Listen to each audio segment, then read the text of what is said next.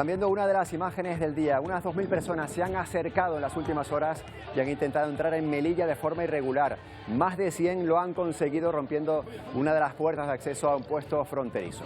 La delegación del gobierno ha calificado el grupo como perfectamente organizado y violento. En esta ocasión, en el lado marroquí de la valla, sí que contaban con un amplio despliegue de fuerzas de seguridad que se ha enfrentado a unos 500 migrantes y ha conseguido detener a buena parte de ellos. Los 130 que han conseguido entrar en Melilla se encuentran ahí en el centro de estancia temporal. ¿Qué tal? Buenas tardes. Este es el primer paso, el primer salto a la valla tras esa nueva etapa en las relaciones diplomáticas entre España y Marruecos. Bueno, hoy es 24 de junio, hoy se cumplen también 4 meses desde la invasión de Ucrania por parte de Rusia. Y la Unión Europea ha vuelto a tener un gesto cargado de simbolismo. Los líderes de los 27 reconocen que el destino de Ucrania está ligado al de la Unión Europea.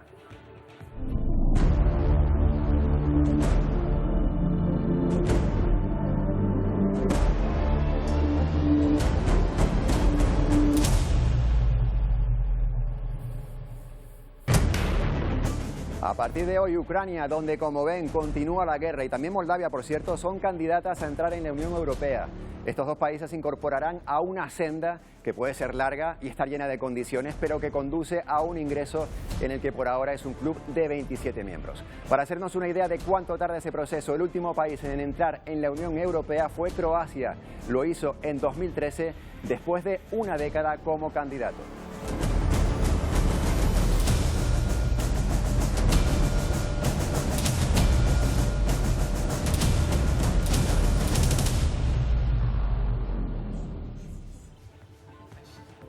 Bueno, enseguida hablamos de Ucrania, pero antes estamos también pendientes de otros asuntos. En medio de la polémica por los recientes tiroteos en Estados Unidos, la Corte Suprema vuelve a ratificar el derecho no solo a tener armas en casa para defensa propia, sino también a llevar armas por la calle en Estados Unidos.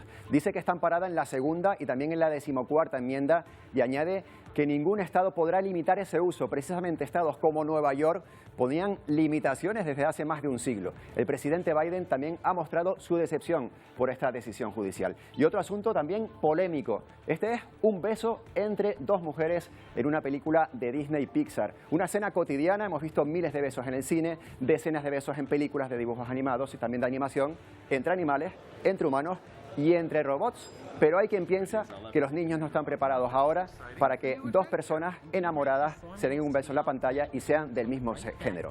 Algunos países han censurado la película y otros han puesto advertencias en las puertas de las salas de cine. Bueno, ayer fue un día importante para la Unión Europea, ya lo hemos comentado, pero también para Ucrania, que oficialmente es ya candidata a entrar en la Unión. No será a corto plazo, pero a nadie se le escapa que es un paso tremendamente simbólico. Historic agreement, historic decision. Es histórico, decía el presidente del Consejo Europeo, y es una victoria, decía Zelensky ahí en voz baja desde su refugio en Kiev. Añadía que su país no descansará hasta lograr la victoria sobre Rusia. Ucrania logra la candidatura con la aprobación de los actuales 27 países miembros. Ucrania es candidata, pero los plazos para que sea miembro no están claros y no serán cortos.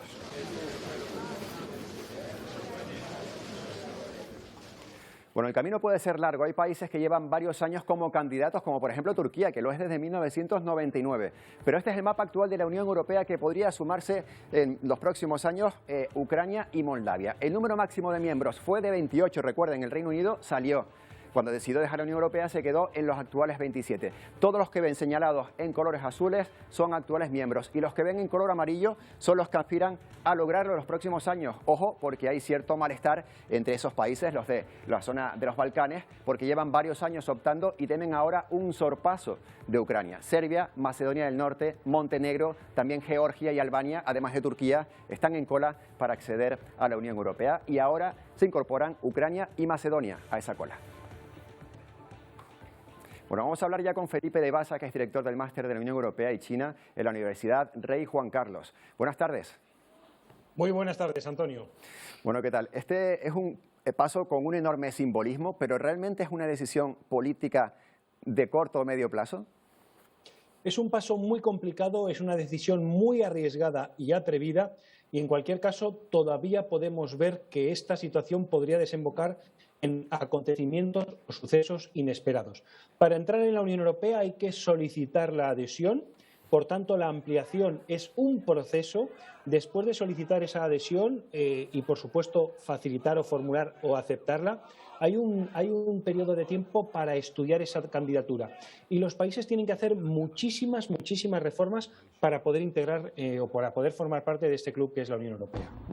Uno de los países que está atascado en esa rampa de entrada a la Unión Europea es Turquía desde el año 1999. Antes yo mencionaba también que Croacia entró en 2013, pero estuvo 10 años intentándolo. ¿Qué pasos son los inmediatos que van a tener que dar tanto Ucrania como Moldavia para entrar?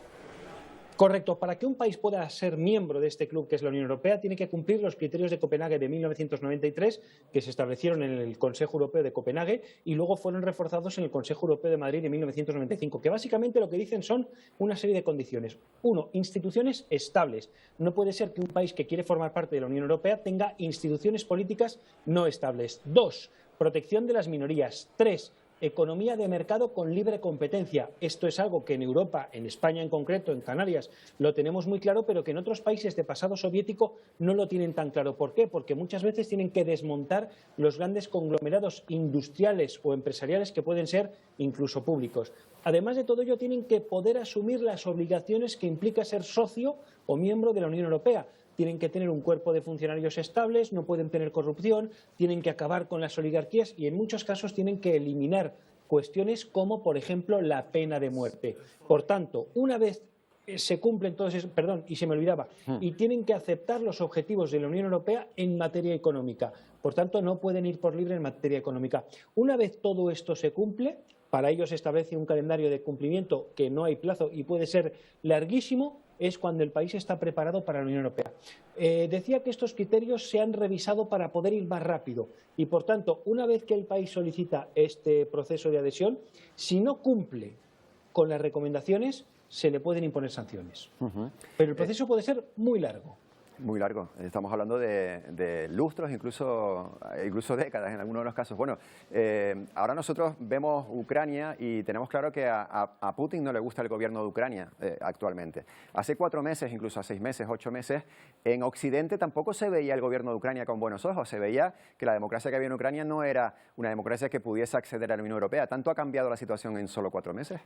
Indudablemente no. Por eso decíamos que se trata más de un acontecimiento de tipo político o un gesto que luego los expertos juristas que yo he podido preguntar esta mañana al respecto, todos me han señalado lo mismo. Ucrania con cariño y respeto y el más profundo penar de nuestros corazones, pero tiene que hacer muchísimas reformas para poder entrar en la Unión Europea y esas reformas no van a ser fáciles. Algunas reformas pueden ser incluso un poco hasta hilarantes. Recordemos que Macedonia ha tenido que cambiar el nombre del país. Ojo, como también Turquía en inglés por culpa de Google. Macedonia al final, porque no correspondía con el territorio de la Macedonia clásica e histórica que reivindicaba Grecia, pues se han puesto Macedonia del Norte. No ha sido complicado, pero ha sido una decisión trascendental para los macedonios. Por tanto, este tipo de cuestiones no son fáciles. En Ucrania tenemos un país dividido, un país donde hay una serie de minorías, que son las minorías o no minorías, que pueden ser mayorías, la población de origen ruso. Además, tienen una economía que todavía no es una economía 100% de libre mercado, tienen una corrupción bastante importante y elevada y además tienen unas oligarquías financieras que no son compatibles con el hecho de estar en la Unión Europea. Por tanto, son muchas reformas. Volvemos al tema de Turquía, un país que lleva 92, casi 30 años intentando formar parte de la Unión Europea y que en Turquía hay una percepción de que lo que están haciendo los europeos es reírse literalmente de los turcos. ¿Cómo? Dilatando el proceso. Esto es como cuando los padres te decían, no, tú de mayor podrás hacer esta cosa, y ya llegas y dices, no, ya soy mayor, bueno, pues ahora más mayor todavía, no, ya soy más mayor, no, pues ahora todavía más mayor, es decir, dilatar, dilatar, dilatar y dilatar. Hablamos y como ha dicho, perdón Antonio, como ha dicho usted bien, Rusia enfadada enfrente, lo cual esto es un paso más, como decía, acontecimiento fortuito que nos puede preparar para algo inesperado y grave. Por cierto, ya que mencionamos esto, si Ucrania entrase en la Unión Europea mañana, ¿la postura de la Unión Europea ante la invasión de Rusia sería diferente o lo cambio? Si la guerra dura tantos años que incluso cuando Ucrania esté preparada para entrar en la Unión Europea todavía está enfrentada con Rusia, ¿la Unión Europea debería ser más agresiva en la defensa de Ucrania? Indudablemente sí, porque es la agresión a la Unión Europea. La Unión Europea tiene unas fronteras comunes, tiene una política de fronteras común. Por eso, cuando España tiene problemas con la valla de Ceuta y Melilla, ¿el problema realmente es de España o es de toda la Unión Europea? Es un problema de toda la Unión Europea. Por eso digo que este tipo de decisiones, que son más simbólicas que efectivas, nos pueden traer también problemas inesperados o sucesos inesperados. Pero de entrada hay que leer luego bien los ajustes jurídicos. Yo me he leído las declaraciones del Consejo y son todavía vagas, tienen que ir a una materia un poco más concreta, porque claro, no podemos olvidar que el país está en guerra, efectivamente. Claro. Y una última pregunta, además relacionada con esa especie de tablero geopolítico que se forma, porque claro, ahora Ucrania, con este impulso podría entrar en la Unión Europea, bueno, es candidato, pero claro, hay otros países que llevaban, Turquía es uno, ¿no? Pero también los países de los Balcanes, Georgia, que llevan esperando varios años como candidatos y ahora dicen, oye, ¿qué está pasando aquí? Estos nos van a adelantar. ¿Cómo se ha movido ese círculo geopolítico?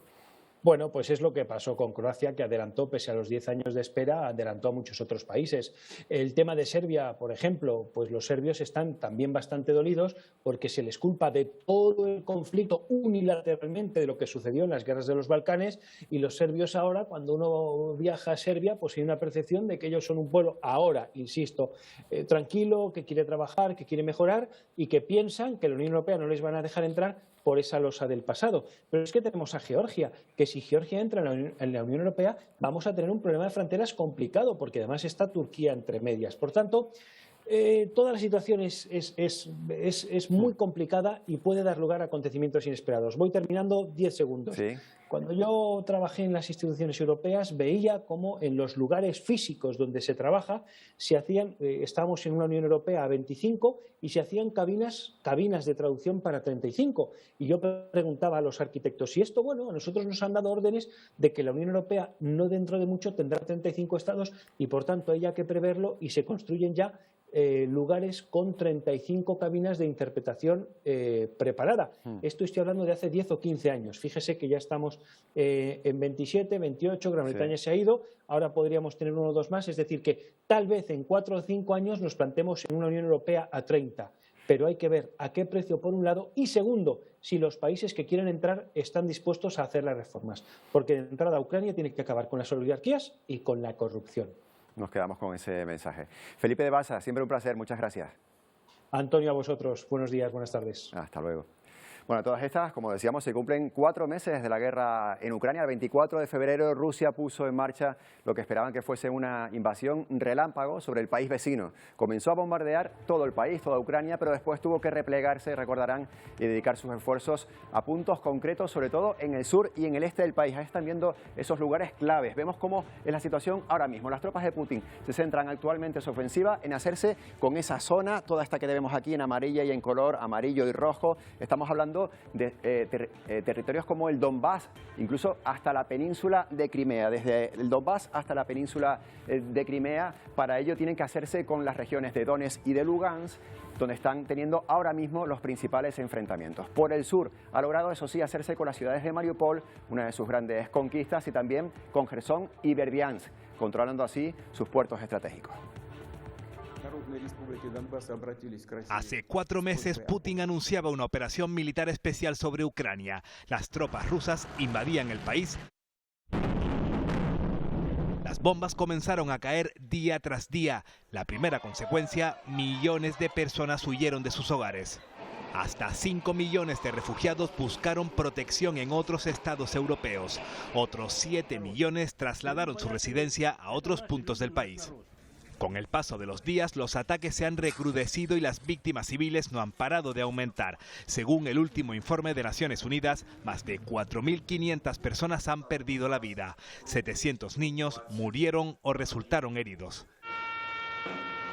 A ello hay que sumarle las bajas en combate. Kiev asegura que ha perdido 10.000 combatientes y cifra en 34.000 las bajas enemigas. Los ataques también han dejado ciudades enteras arrasadas como las de Mariupol, Irpin o Severodonetsk, con casi la totalidad de sus infraestructuras hechas escombro. La resistencia ucraniana ha logrado contener lo que Rusia pretendía que fuera una guerra rápida gracias al apoyo de gran parte de la comunidad internacional, que ha brindado numeroso material militar. respaldo militar y diplomático. Los principales líderes europeos han viajado a Kiev para solidarizarse con el pueblo ucraniano. En estos 4 meses, Rusia no solo ha utilizado las bombas como armas, Putin ha bloqueado la salida del grano ucraniano iniciando una crisis alimentaria mundial, también ha usado la energía como arma al ser uno de los principales proveedores de hidrocarburos. Ni los 6 paquetes de sanciones impuestos por la Unión Europea han hecho mella en las intenciones de Putin, intenciones con un horizonte aún incierto. Son 4 meses de guerra. Hace 15 semanas aproximadamente, algo más de 3 meses, hablamos con Natasha Ivchenko. Ella es ucraniana, estaba en aquel momento en Ucrania, pero ahora reside en España. Natasha, buenas tardes. Buenas tardes. Buenas tardes. Aquella conversación que tuvimos, pues eso, hace 15 semanas aproximadamente, era un momento crítico, justo acababa de ser el inicio de la invasión, ustedes estaban sufriendo incluso en el lugar. Bueno, ¿cómo ha transcurrido estos 3 meses de tu vida lejos de tu país? Muy difícil, yo no voy a mentir, pero tampoco quiero quejarme. Estoy a salvo, mis hijos están a salvo y para mí, como para cualquier madre, es lo más importante. Muy difícil vivir en 2 mundos. Yo vivo aquí en un país muy lejos de mi patria. Aquí no se siente la guerra. Pero también por la tarde, cuando me conecto con mi marido, es difícil. Claro. O con mis padres, pues muy a menudo escucho sirenas, veo miedo en sus ojos. Es difícil. Parte de tu familia, como estás contando, Natasha, está todavía en Ucrania. ¿Tus padres por qué no han salido del país? Mis padres están en Kiev. Kiev está bien protegido. Lo único que tienen miedo a los misiles, que Rusia sigue tirando misiles sobre el territorio ucraniano, no solo en la parte sur y en la parte este de nuestro país. Por eso lo único que les da miedo que puede caer. Pero huir de tu país, huir de tu hogar, significa empezar desde cero. Y para cualquier persona mayor es muy difícil. Por ejemplo, mi suegra, como sabéis, la llevé conmigo porque ella perdió su edificio, perdió su piso, sus viviendas y estos 3 meses estuvo conmigo en España. Mañana vuelve. ¿Vuelve a Kiev? Sí.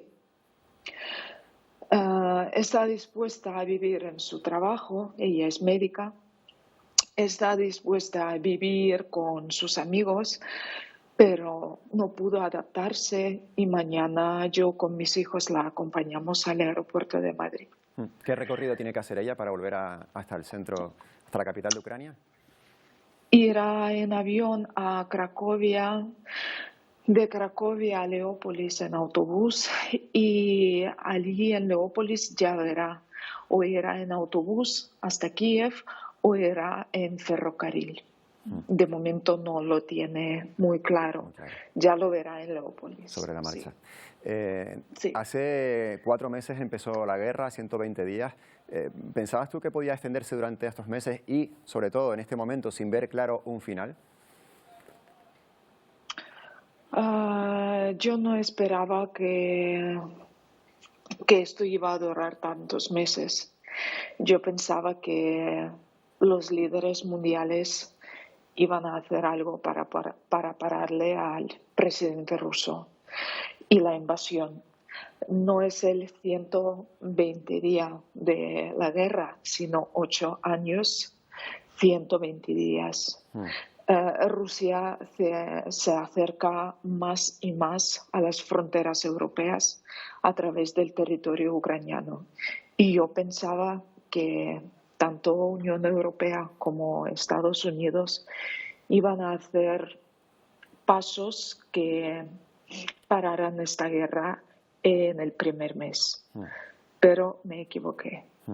El paso que se dio ayer, esa calificación de Ucrania como candidata a entrar en la Unión Europea, ¿supone alguna alegría para ti? No sé, esto puede durar muchos años, ¿no? Esto no significa que mañana ya permaneceremos bajo control de la OTAN. A mí me encantaría, claro. Necesitamos un apoyo y ayuda muy grande para resistir contra el país más grande del mundo, ¿no? Esto puede durar muchos años. Me alegra este paso, claro, pero no tampoco me da garantía que mañana los niños inocentes no van a morir. Uh-huh. Por último, Natasha, ¿cómo se han adaptado tus hijos a la vida en España?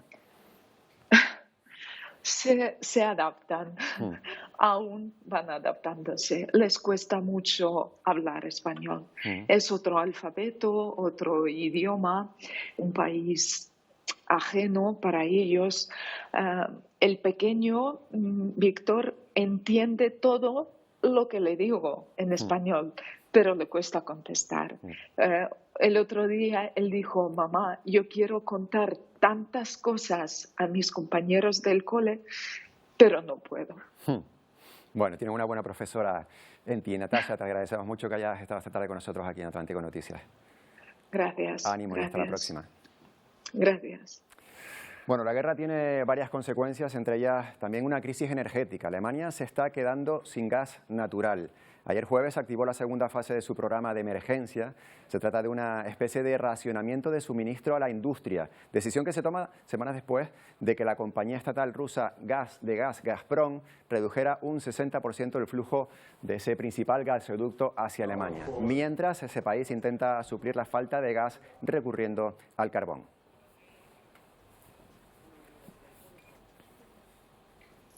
Precisamente de la crisis energética y de la reforma del mercado eléctrico se va a hablar hoy en Bruselas. El mismo Consejo que aceptó ayer a Ucrania como candidata a entrar en la Unión Europea tratará de la situación económica y de cómo rebajar la inflación, un debate marcado por la reciente decisión del Banco Central Europeo de subir los tipos de interés y la posterior subida de algunas primas de riesgo. Pedro Sánchez adelanta algunas de sus propuestas. Un mayor coste de la vida, de una elevación de los precios de la energía, de la factura de la luz. Creo que tenemos que seguir, y en eso está el Gobierno de España, defendiendo la necesidad de intervenir el mercado eléctrico, el de plantear propuestas a nivel europeo de reforma del mercado eléctrico y, por qué no decirlo también, del tope al precio del gas, que como saben tenemos la excepción ibérica, pero que nos gustaría poder extenderlo al conjunto de la Unión Europea. Bueno, y por su parte el ministro Álvarez, de visita oficial en Honduras, eludió ayer responder a las preguntas de los periodistas sobre las relaciones entre España y Argelia, país proveedor, como saben, de gas a España y con el que las relaciones diplomáticas están en una crisis. En muchas ocasiones a preguntas sobre Argelia, pero hoy estoy con el canciller de Honduras. España tiene unas relaciones globales y yo creo que América Latina merece todo el interés del mundo y Honduras también. Entonces, he contestado ya esa pregunta en varias ocasiones. Gracias. Bueno, la pregunta que le habían hecho los periodistas españoles es que si había dado pasos para reconducir las relaciones con Argelia. Esa fue la respuesta del ministro Álvarez. Paramos un momento, hacemos una pequeña pausa y volvemos enseguida con otros asuntos interesantes aquí en Atlántico Noticias. Hasta ahora.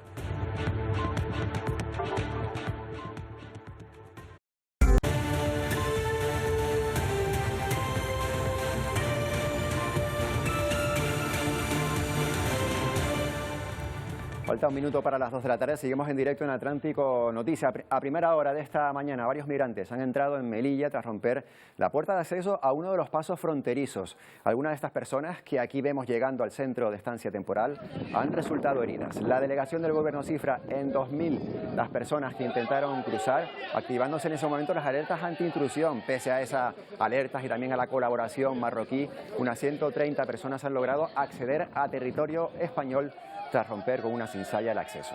La delegación también ha manifestado que se trataba de un grupo organizado y violento. En los últimos días, en el lado marroquí de la frontera, ya se había producido enfrentamientos entre inmigrantes que intentaban acercarse a Melilla y agentes de Marruecos. Ayer, la agencia EFE informó de que unos 100 agentes marroquíes resultaron heridos al parar un intento de llegar a España.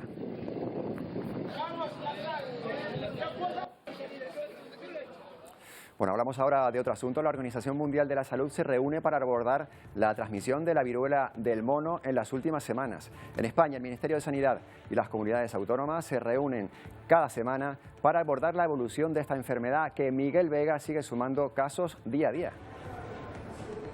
Sí, desde que se detectara esta enfermedad hace tan solo unas semanas en nuestro país, ya el Ministerio de Sanidad y las diferentes comunidades autónomas han confirmado 497 casos en nuestro país. Otros tantos se han denegado después de ser estudiados esas pruebas en el Instituto Carlos III, que es donde se envían todas las pruebas de las diferentes comunidades autónomas. En Canarias ya son 38 los casos confirmados, 8 siguen en estudio, y de todos los casos confirmados de la viruela del mono en las islas, 27 son en Gran Canaria y 11 en la isla de Tenerife. Eso en Canarias, Miguel, pero como decíamos, la Organización Mundial de la Salud podría declarar este virus una enfermedad de alta transmisibilidad fuera de África, donde está declarada allí endémica en algunos países. ¿Cómo está la situación en todo el mundo? Sí, el Comité de Emergencia de la Organización Mundial de la Salud está estudiando la evolución de la viruela del mono fuera de África. Ya se han detectado más de 3.300 casos fuera del continente africano en 40 países. De ellos, 36 son los que están fuera del continente africano, en esos países de África Occidental y Central, donde la viruela del mono está considerada una enfermedad endémica. En primer lugar, con mayor número de casos está Reino Unido, seguido por España, y en tercer lugar Portugal.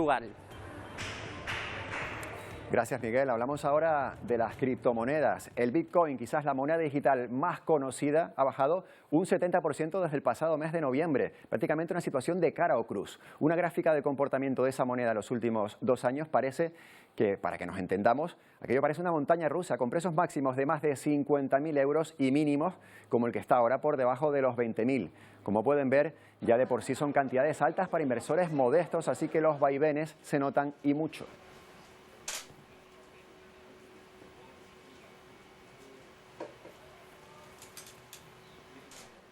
Bueno, Isabel Jiménez es directora de la Fundación de Estudios Bursátiles y Financieros, a la que ya saludamos. Isabel, buenas tardes. Muy buenas tardes, ¿qué tal? Buenas tardes. Bueno, quienes seguimos el comportamiento de las criptomonedas con cierta lejanía, a lo mejor no nos enteramos bien de lo que está ocurriendo. ¿Por qué se dan estos vaivenes? Bueno, las criptomonedas son productos complejos, no aptos para pequeños inversores. Son productos de un elevado riesgo y con un gran carácter especulativo. Como muy bien decías, hay dientes de sierra o montañas rusas, con lo cual ese atractivo de las posibles ganancias vertiginosas y rápidas también es la cara oculta de esas pérdidas que pueden ser tan vertiginosas como las subidas. Realmente detrás no hay un activo. Y luego hay opacidad en la formación de precios, es decir, no hay unos mecanismos eficaces de formación de precios, tampoco hay detrás un banco central o un fondo de garantía de depósitos, con lo cual los inversores deben saber que pueden perder el 100% de lo invertido. Además, son productos con una baja liquidez. ¿Esto qué significa? Pues que puede costar venderlos y que si necesitamos el dinero y los vendemos rápidamente podemos perder, como decía, el 100% de lo invertido. Además, son operaciones transfronterizas, no son operaciones que se hagan dentro del territorio español, con lo cual llevan una complejidad añadida porque no sabemos quién está detrás. Puede haber operadores, puede haber intermediarios internacionales, puede haber delincuentes, podemos ser objeto de fraude y no podemos reclamar al Banco de España o a la CNMV y decirles, oye, es que me han estafado o he perdido todo mi dinero, porque no hay un sistema de registro que pueda ser rastreable desde España. A veces se ha dicho que el Bitcoin era como el oro, pero lo cierto es que las criptomonedas no cumplen las funciones del dinero tradicionales, no son una unidad de cuenta, no son un medio de intercambio, no son un refugio o depósito de valor y tampoco un medio de pago, con lo cual hay que tener mucho cuidado. Yo antes, Isabel, hablaba del Bitcoin, quizás la moneda más conocida, la criptomoneda más conocida, pero hay muchas, ¿no? ¿Cuántas puede haber? Pues bueno, si nos metemos en uno de los... en una de las webs más habituales de criptomonedas, coinmarketcap.com, hay 9.933. Hay que destacar que son de capitalización muy estrecha, muy pequeñita. Entre esas casi 10.000 criptomonedas, el Bitcoin acumula el 42,72% del mercado hoy, con el Bitcoin bajo mínimos, que como muy bien has indicado, ha bajado el 70%. Con lo cual hay infinidad de criptomonedas, muchas casi recién nacidas, como podemos decir, y el caso histórico de éxito, que no ahora mismo con la cotización, es Bitcoin. Dos datos que ha publicado además justo hoy la Comisión Nacional del Mercado de Valores. Uno dice que el 1,4% de la población española sabe algo suficiente de criptomonedas, ¿no? Tiene un conocimiento amplio. Y otro dice que hay un alto porcentaje que cada vez que oye hablar de criptomonedas lo oye porque se habla de un fraude o precisamente como en este caso porque ha bajado mucho de su valor. ¿Nos podemos fiar de esas monedas? ¿Podemos hacer una inversión que sea, digamos, pues que nos haga no perder dinero? Pues no. Lo cierto es que primero para las criptomonedas falta mucha educación financiera, y la educación financiera al final es sentido común, es no invertir en lo que no entiendes, saber que siempre que te ofrecen elevada rentabilidad hay elevado riesgo, y luego, bueno, pues saber si inviertes en un mercado oficial y con garantías. Las criptomonedas no cumplen ninguna de estas características. Son productos complejos, como he indicado antes, son productos que ofrecen elevadas rentabilidades, pero que también son muy arriesgados, y detrás no hay un sistema de garantía. Tenemos que tener en cuenta que la regulación o los sistemas oficiales ofrecen seguridad y garantías a la comunidad inversora a través de unos intermediarios, y son como una constitución para los ciudadanos. Un sistema no regulado o un mercado no oficial es absolutamente arriesgado. Hablamos de Bitcoin, también de otra moneda llamada Ether, que también ha perdido un 75%. En un momento, usted nos acaba de decir que no es recomendable meter dinero en las Bitcoin, pero si alguien está pensándoselo, ¿qué sería mejor? ¿Acudir a las más conocidas o lanzarse a lo mejor a mercados y monedas de las que te dicen por ahí, oyes cantos de sirena diciendo que pueden ser más rentables? Hombre, yo no invertiría en ninguna de ellas. Esta semana mismo, por ejemplo, Bill Gates, que es un gran inversor, una persona multimillonaria, dice que bueno, pues que son mercados tramposos que se basan en conseguir un tonto que te compre lo tuyo a mayor valor. Y el valor de las criptomonedas está entre cero y lo que alguien quiera comprar o cómo las valore.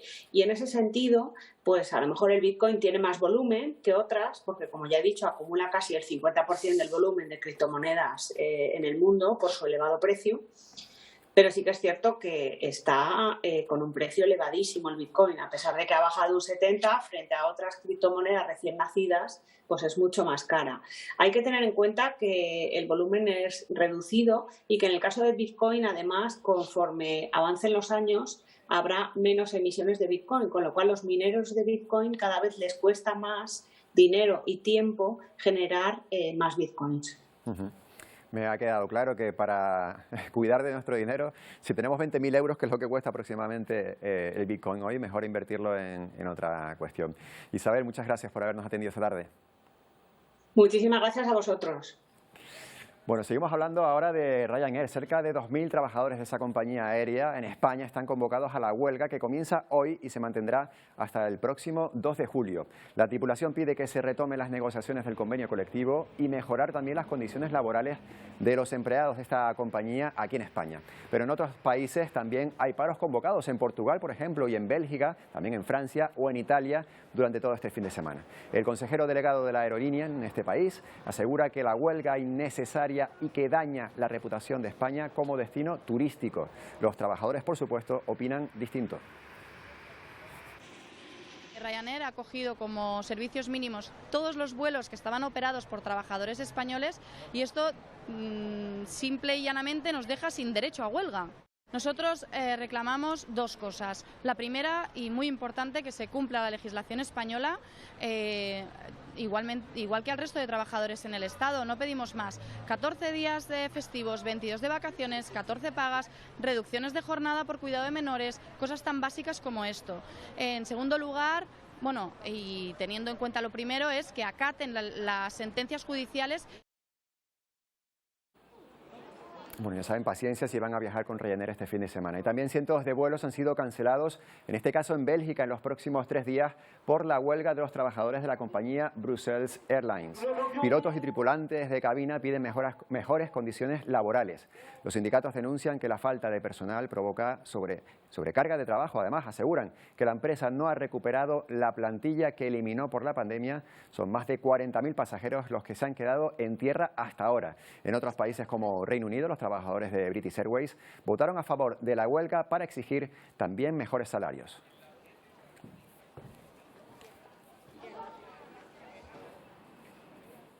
Bueno, y en Afganistán se complica la situación de los afectados por el terremoto, que es más mortífero de las últimas décadas en ese país. Se baraja una cifra de heridos que ronda las 3.000 personas y la lista de fallecidos aumenta con el paso de los días. La ayuda humanitaria es insuficiente y llega además a cuentagotas, según los organismos internacionales, debido a los impedimentos que pone el propio gobierno talibán. Comienza a llegar la ayuda humanitaria a Afganistán, aunque continúa siendo insuficiente. Más de 1 millar de personas han perdido la vida por el terremoto que este miércoles sacudió el este del país. Los habitantes de la región de Paktika intentan hacer balance de las pérdidas. Esta es la casa de mi hermano y esa la de mi amigo que perdió a 10 familiares. 4 personas de mi familia han muerto. Necesitamos ayuda urgente. Nuestra casa ha quedado destruida. Dormimos en la calle y anoche llovía. Son residentes en esta región situada a unos 160 kilómetros de la capital, Kabul. Se trata de pequeños asentamientos aislados en las montañas, cerca de la frontera con Pakistán. Las malas comunicaciones y la falta de caminos obstaculizan las labores de rescate. Esta ayuda no es suficiente. Necesitamos que las organizaciones internacionales nos proporcionen más ayuda, ha dicho este dirigente de la Media Luna Roja. Pero desde las Naciones Unidas informan de las dificultades a las que tienen que hacer frente. Según el jefe de ayuda de la ONU, el sistema bancario afgano continúa bloqueando las transferencias, lo cual afecta a los canales de pago y provoca fallas en las cadenas de suministros. El gobierno talibán interfiere en la entrega de ayuda humanitaria y obstaculiza la contratación de mujeres afganas para cuidar a las víctimas del terremoto. Se estima que el país necesita unos 4.400 millones de dólares para cubrir las necesidades humanitarias de la población. Bueno, también en Argentina hay problemas y los precios no paran de subir. La inflación de un año a hoy se ha alcanzado el 60%. Los precios cambian de un día a otro y cerca de 3.000 argentinos caen en la pobreza diariamente. Escalofriante, esa es la palabra para describir cómo está la situación económica en Argentina. Ni un trabajo de jornada completa lo salva de la pobreza. Yo trabajo 8 horas y la verdad muchas veces me planteo de poder buscar otro trabajo para poder solventar los gastos. La verdad que los sueldos están muy por debajo de lo que es la inflación. La inflación en este país alcanzó en mayo el 60,7% interanual, la mayor subida desde 1992. Si a eso le sumamos la subida descontrolada del precio de los alimentos, es un golpe letal a los ingresos familiares. La guita no te alcanza, porque hoy vos pagás un litro de leche 100 pesos, mañana lo pagás 150 y así va todos los días. Ya muchas veces no estamos consumiendo primeras marcas, sino que vamos a segundas marcas, buscamos ofertas en supermercados, venimos al mercado central. Estamos tratando de evaluar promociones con tarjetas. Se calcula que en lo que va de año hay casi 500.000 de nuevos pobres en el país. Esto quiere decir que alrededor de 83.000 personas al mes han dejado de pertenecer a la clase media. Fueron a pedir comida, que nos habían contado que habían tomado solamente té negro con pan para pasar el día. Y a nosotros eso nos llegó mucho. Sobrepasamos el límite. Yo con mis compañeras muchas veces teníamos que poner de nuestro bolsillo para que les pueda alcanzar a todo. A todo esto hay que añadir también el desabastecimiento de combustible que hay en todo el país y por el que los transportistas se han puesto desde el miércoles en huelga indefinida. No tenemos gasoil para trabajar. Si tenemos que salir, no tenemos. Y lo poco gasoil que se consigue a un sobreprecio que es imposible con las tarifas que tenemos. Esta medida, si se sigue sosteniendo de esta manera, va a llegar a que el puerto, todos los puertos terminen paralizados. Se va a convertir en un desabastecimiento mundial. Pues en Argentina seguimos y no precisamente por buenas noticias. El país está conmocionado tras el fatídico balance que deja un incendio declarado en un edificio de su capital, de Buenos Aires. Han fallecido 5 personas, 3 niños y 2 mujeres, todos pertenecientes a la misma familia. La mayor parte de los vecinos, cerca de 35 residentes, ha precisado asistencia sanitaria.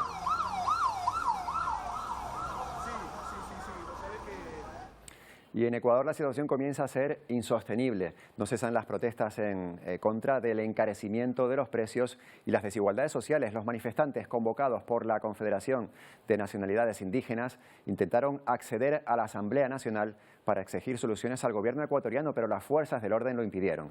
Donde sí lograron entrar fue en la Casa de la Cultura de Quito. Esta Casa de la Cultura ha sido tomada por la fuerza del pueblo. El presidente de la Confederación de Nacionalidades Indígenas de Ecuador anuncia la entrada de los manifestantes a la Casa de la Cultura de Quito tras la retirada de los militares por orden del gobierno. Aquí unos 14.000 indígenas llegados a la capital en los últimos días de protesta se reunirán y decidirán los pasos a seguir en las próximas jornadas de huelga nacional. Colectivos de mujeres y de estudiantes se suman a las marchas. Lo responsabilizamos si dividen una familia, si quitan a una familia, lo responsabilizamos a ustedes, señores de la fuerza pública. Intentaron acceder a la Asamblea Nacional para exigirle al presidente de la Cámara que fiscalice al jefe del Ejecutivo ecuatoriano, Guillermo Lasso, con el firme objetivo de poner fin a la grave crisis política y social que azota al país. Y todo ello bajo un amplio despliegue policial y militar. La violencia se adueña de las calles, de las carreteras de acceso a algunas ciudades. Gobernadores provinciales piden al gobierno y a las organizaciones convocantes a las protestas 24 horas de tregua que permite a ambas partes negociar y llegar a un acuerdo. Pues la situación en Ecuador, ya lo hemos visto, es grave y son ya varias personas las que han perdido la vida en estos días de protestas. Por si fuera poco, las huelgas están produciendo desabastecimiento en algunos negocios de ese país. La escasez de productos afecta principalmente a las provincias de Imbabura, Cotopaxi, Tungurahua y Chimborazo. A ciudades como Riobamba ya no llegan los camiones con víveres. Algunas cadenas comerciales venden lo poco que tienen en reserva y eso solo aguantará unos días. Principalmente lo que es legumbres, hortalizas, frutas, etcétera. Adicionalmente, lógicamente, productos de primera necesidad hoy en día están totalmente agotados y nuestras perchas se encuentran desabastecidas. Los usuarios recorren por horas el cantón para tratar de abastecerse. No sé cuánto tiempo más se pueda soportar en esta situación, ¿no? No hay productos, está escaso todo y la situación ahorita estamos ya complicados porque no hay dinero tampoco. El bloqueo de las vías que conectan sus centros de distribución con las demás ciudades de la sierra es el principal problema. Podemos enviar convoyes. Estamos organizados para todo, está listo para que se genere esos convoyes. Un problema que se va extendiendo a supermercados de la costa, como el de Nelson Oñate en San Borondón, Guayas, que están comprando víveres a Perú porque desde la sierra no les llega nada. Para poder atender a nuestros clientes, pero ciertos productos no podemos conseguir y no tenemos. Un sector comercial que día a día tiene millonarias pérdidas. Bueno, ya les hemos contado que esta mañana el Consejo Europeo se ha reunido para tratar fundamentalmente asuntos económicos como la rebaja de la inflación o solucionar la crisis energética. Justo en este momento comienza, y lo están viendo, la comparecencia del presidente español Pedro Sánchez. Lo escuchamos. Cuerpos de seguridad del Estado y con la ciudad autónoma de Melilla. Quisiera también agradecer, en nombre del Gobierno de España, la extraordinaria cooperación que estamos teniendo con el Reino de Marruecos y que demuestra la necesidad de tener la mejor de las relaciones, una colaboración estrecha también en materia de interior, en materia de lucha contra la inmigración irregular que, por desgracia, hoy se ha sufrido en la ciudad autónoma de Melilla. En tercer lugar, quisiera dar las gracias al trabajo. Presidente Pedro Sánchez, refiriéndose a esa invasión, esas personas que han saltado, bueno, que han cruzado la valla entre Marruecos y Melilla esta misma mañana. Bueno, seguimos con más asuntos. Sorpresa en Estados Unidos tras la decisión de la Corte Suprema. El alto tribunal consagra el derecho a portar armas fuera del hogar, tumbando una ley del estado de Nueva York que prohibía llevar armas en público. Un fallo que llega justo cuando el país está inmerso en un intenso debate sobre el control de armas tras la plaga de tiroteos masivos en las últimas semanas. Vía libre para llevar armas en plena vía pública en Estados Unidos. Así lo ha decidido la Corte Suprema tras anular una ley de Nueva York que impone restricciones a la aportación de un arma oculta fuera del hogar. El alto tribunal considera que la ley choca con el derecho constitucional de los estadounidenses a ir armados para defenderse, un severo revés al control de armas que se pretende en el país. Creo que es una mala decisión que no está razonada con precisión. Estoy decepcionado, manifestaba el presidente Joe Biden tras el pronunciamiento de los jueces. No podemos permitir que Nueva York se convierta en el salvaje oeste, decía el alcalde neoyorquino. Eric Adams asegura que seguirán trabajando para limitar el riesgo que creará esta decisión una vez se implemente. Decepcionada se mostraba también la gobernadora del estado. Esta decisión no es solo imprudente, es reprochable, no es lo que quieren los neoyorquinos. Va a ser un caos. Tenemos un problema de armas muy serio, una cantidad desmesurada de muertes. Creo que están un poco sordos a lo que está pasando en el mundo en este momento, opinan estos residentes. Por contra, el presidente de la Asociación de Pistolas y Rifles del Estado de Nueva York celebra el fallo judicial. Es una gran victoria para los propietarios legales de armas del Estado de Nueva York y va a cambiar las normas del juego de aquí en adelante, afirma. Porque es consciente que este pronunciamiento podría socavar restricciones similares en más estados y anular otro tipo de restricciones de armas de fuego en todo el país. Y todo justo cuando el Senado aprueba una legislación histórica sobre seguridad de armas, un texto que endurece el acceso a ellas, haciendo más estrictas las verificaciones de antecedentes para los posibles compradores. Unas medidas que serán remitidas ahora a la Cámara de Representantes para su aprobación. En Estados Unidos seguimos, concretamente en Ohio, donde ocurrió esto que van a ver en un juzgado.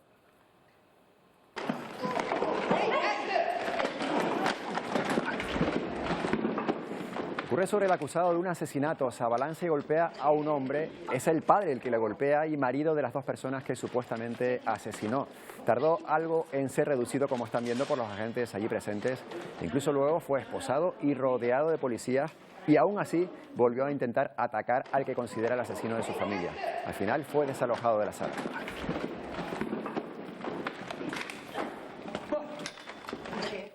Bueno, abordamos ahora otro tema. Es el estreno de una nueva película de la factoría Disney que ha reabierto polémica sobre lo que creíamos olvidado. La relación entre dos personas del mismo género ha provocado que varios países prohíban el estreno de este largometraje o en sus cines otros incluso advierten de que contiene escenas con ideología de género. La compañía ya ha advertido de que no modificará la historia. Buzz Lightyear nunca pensó que su misión más importante no sería volver del espacio. Recibido. El astronauta se enfrenta a la censura en más de 14 países, la mayoría de Asia y Oriente, por un beso entre dos mujeres. La mejor amiga de Buzz, Aliza, se casa con otra mujer y tienen un hijo en común. Chris Evans, que pone voz al personaje, asegura que lo importante es avanzar y abrazar el sentimiento que nos hace humanos. The growth that makes us human. ¿Listo, Capitán Lightyear? Más listo imposible. ¿Al infinito? Hasta el infinito, pero no a Emiratos Árabes, que prohíbe que la película aterrice en sus cines porque viola sus leyes, un país donde la homosexualidad está considerada un crimen. ¿Qué? Como hoy es Buzz, otros como China piden que se elimine la escena. La productora asegura que no modificarán la historia porque es tan solo una relación amorosa. Cut out anything, especially something as important as the loving and inspirational. Otros países como Perú colocan estos carteles en las puertas de los cines, advirtiendo que el largometraje contiene escenas con ideología de género. Taika, otro actor que pone voz en el film, asegura que son necesarias estas escenas para la normalización. Humanity and love. Una película que nos hace soñar con los vuelos al espacio y que solo nos persiga en el futuro. ¡Nos está persiguiendo! ¡Un robot enorme! Y de la única fobia de la que hablemos sea... ¡Tiene fobia al espacio! Bueno, profundizamos sobre este asunto con Enrique Carrasco, que es profesor del grado de Comunicación Publicitaria de la Universidad Europea de Canarias. Enrique, buenas tardes. Hola, buenas tardes. Bueno, imagino que ha podido usted escuchar el vídeo que acaba de ofrecernos nuestro compañero Miguel Vega. ¿Qué le parece esta polémica desde el punto de vista audiovisual? Sí, bueno, desde el punto de vista audiovisual nos encontramos con este tipo de polémicas bastante más a menudo de lo que podríamos creer, ¿no? Quizás ahí un poco se trata de un tema bastante complejo, ¿no? Porque todo el mundo sabe que efectivamente a la hora de abordar en un guión y luego en una película una orientación sexual, pues no debemos de tener restricciones, ¿no? Lo único que, claro, entran en juego muchos factores, ¿no? Por un lado, lo que estaban comentando, ¿no? ¿Cómo se dice? Las cortapisas culturales o ideológicas de ciertos países que con respecto a los matrimonios homosexuales, el lesbianismo, etcétera, pues esto puede influir notablemente, ¿no? Pero luego también está la parte de esos contextos educacionales que un poco ponen en cuestión pues hasta qué punto este tipo de películas pues a lo mejor se orientan solo hacia un lado y no quizás mostrar una diversidad un poco más amplia, ¿no? Vaya por delante que lo que ocurre en la película es un beso entre dos mujeres, no es ni mucho menos una escena sexual, es un beso que se dan dos mujeres al saludarse. Yo he visto en películas de Disney besarse a, por supuesto, un hombre y una mujer, besarse a animales, besarse a robots. Wall y Eva tienen una relación de amor y nunca había habido, creo, este tipo de advertencias en los cines, pero precisamente ahora, en 2021, ocurre esto. Y bueno, un poco parece que estamos volviendo hacia atrás, ¿no? Es decir, yo creo que realmente todo esto hay que tomarlo como natural. Es decir, la orientación sexual sabemos que ha existido desde los tiempos de principios de la humanidad, ¿no? Es decir, que las personas pues tienen libertad para elegir el sexo con el que quieren mantener una relación sentimental, ¿no? Pero ¿qué es lo que ocurre? Que cuando hablamos de productos visuales, películas, etcétera, pues hay que ver un poco también en qué contexto se introducen estas escenas, ¿no? O estos pequeños guiños hacia ese tipo de relaciones, ¿no? Yo estaba acordándome cuando me llamaron para hacer esta pequeña entrevista, ¿no? Me estaba acordando de un anuncio que salió recientemente. Bueno, pues era con motivo del Día de Canarias, ¿no? Me parece que estaba patrocinado por el gobierno de Canarias, porque se veían paisajes muy bonitos, se veían distintos aspectos de la cultura, gastronomía de Canarias, etcétera, ¿no? Y quiero recordar que había algún beso también de este estilo en un momento dado. La verdad es que me hizo pensar, ¿no? Es decir, cuando estamos mostrando una relación sentimental, ¿por qué tiene que aparecer una orientación nada más? Es decir, una forma de hacerlo, ¿no? Yo creo que también existe un panorama amplio, ¿no? Claro, claro. Sirve en las películas, sirve en los libros, sirve la publicidad, incluso los videoclips de música para educar.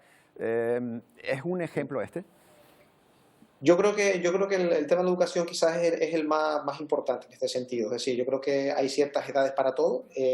Ni las películas ni las series pueden sustituir lo que sería un poco una educación desde una casa, un hogar y luego también en el colegio, ¿no? Efectivamente hay asignaturas que hablan también del tema, pero sobre todo la educación de los padres.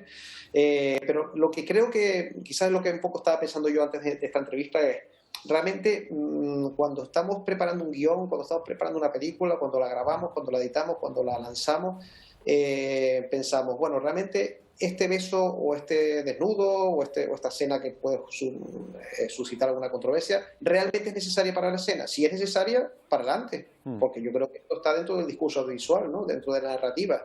Pero si a lo mejor se trata de una escena que está colocada porque un guionista de turno o un director de turno o una productora de turno tiene una ideología concreta o tiene algún tipo de afán por ponerlo simplemente por estar, pues no sería correcto, ¿no? Hay otra cuestión importante también que tiene que ver con las calificaciones por edades, ¿no? Porque creo que en los últimos tiempos se ha diluido mucho el acceso a las salas y la producción de audiovisuales, en el sentido de que realmente las calificaciones por edades pues casi no se respetan. Las salas evidentemente han tenido un resurgir en el último año después de la pandemia y los cines y las productoras están con muchas ganas de que entre todo tipo de público, ¿no? Entonces, claro, cuando una productora se plantea una producción de estas características, pues por ejemplo el caso que ha ocurrido en Qatar, en Egipto y en otros países, Emiratos Árabes, etcétera, bueno, pues si sabe que en estos países está muy restringido el tema, pues bueno, pues también desde el punto de vista comercial habría que tantearlo, ¿no? Decir, bueno, interesa, no interesa, queremos tener más público o no. Eso no quiere decir que evidentemente que uno diga, bueno, pues lo que hacen esos países es lo correcto. Yo creo que no. O sea, yo creo que cada país tiene. Queda claro, Enrique. Disculpa que tenemos que dar paso al Telenoticias 1, se nos acabó el tiempo, pero bueno, yo creo que ha quedado claro tu opinión en este caso. Muchas gracias. Muchas gracias. Y hasta la próxima. Bueno, nos despedimos con un espectáculo anoche, no solo en Canarias, en toda España se disfrutó de esas hogueras de San Juan, con imágenes como las que vamos a ver. Ahí lo están viendo ya.